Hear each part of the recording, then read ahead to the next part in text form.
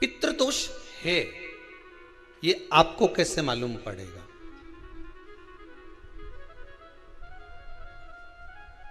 पितृ भूखे हैं, इसका तो वर्णन हमने पहले कर दिया कि रात्रि को जब आप सोने के बाद में 1-1.5 घंटे बाद अगर आपकी नींद खुल जाए, 1 घंटा 1.5 घंटा आप सो लिए, उसके बाद जो नींद खुली तो 1-1.5 घंटे तक अगर आपको नींद नहीं आ रही है, रात्रि को सोने के बाद में 1 घंटे बाद जब उठे तो आपको प्यास लग गई, भूख लगने लगी, प्यास लगने लगी कि मेरे को पानी पीना पड़ेगा, घबराहट हो रही, पानी पीना पड़ेगा। 1-1.5 घंटे सोने के बाद अचानक नींद खुले और आपको प्यास लगे, समझ लेना आपके पितृ भूखे हैं और प्यासे हैं।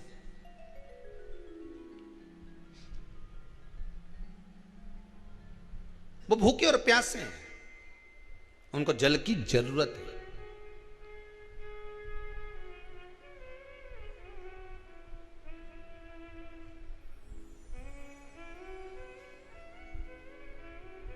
किसी भी नदी में, सरोवर में, कुंड में, बावड़ी में, तालाब में, आप तीर्थ में जाकर जब स्नान करते हैं तो स्नान करने के बाद एक काम का नियम बना लो कि अपने हाथ की अंजलि में जल लेकर अपने पूर्वजों को देना है।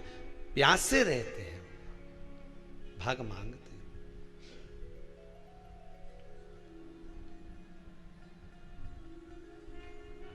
भाग प्राप्त करना। 3 वृक्ष पितरों के तुल्य हैं। नैमिषारण्य की कथा में भी कहा था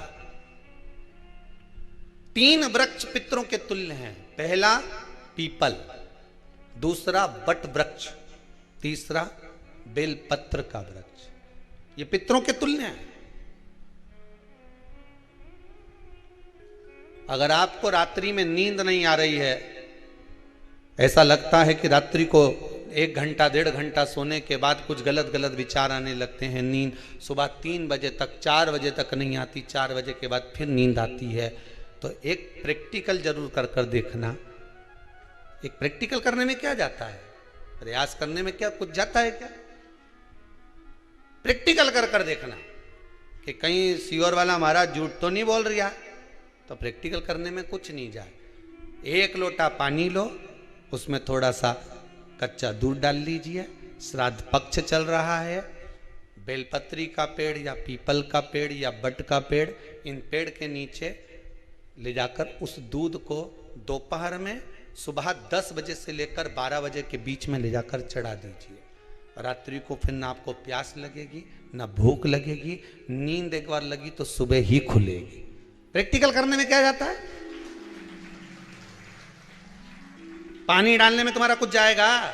अरे बोलो तो सरी, हमें 10 रुपया का दूध जरूर उसमें, और तुम इतनी चतुर हो, इतना सारा दूध थोड़ी डालोगी, तुम 2 चूल्हा डालोगे, कहाँ तुम इतना डालने वाली हो? प्रैक्टिकल करने में क्या जाता है?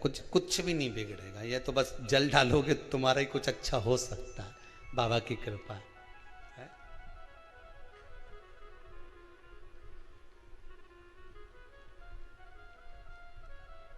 3 वृक्ष पितरों के तुल्य हैं। पहला जम के बोलिए पीपल, दूसरा बट वृक्ष, तीसरा बेलपत्री का वृक्ष। 3 पीपल के वृक्ष में 52,000 ब्राह्मण एक साथ निवास करते हैं, इसलिए पितृतुल्य है। बट वृक्ष ब्रह्मा जी के मस्तक से बना, इसलिए पितृतुल्य है। और बेलपत्री का वृक्ष माता पार्वती जी के अश्रु से बना।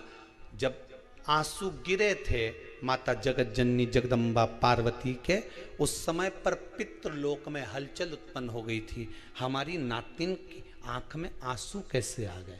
मैनावती की पुत्री है,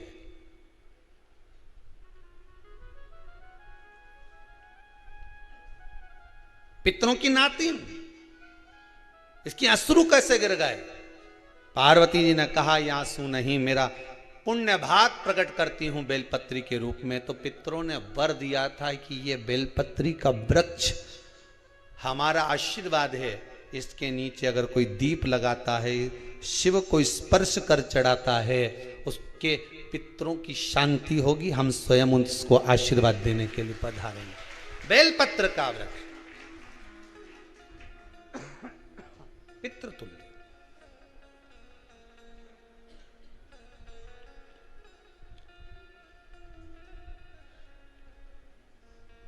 तो रात्रि को अगर भूख लग रही है, प्यास लग रही है, तो पितृदोष। दूसरा पितृदोष का लक्षण बताया, घर में कोई शुभ कार्य ना हो, वंश की वृद्धि ना हो, 1 रुपये कमाओ, 1.25 रुपये खर्च हो रहे हैं, पैसा 10 जगह से कमाई आ रही है पर घर में टिक नहीं पा रही है, आया गया, पितृदोष।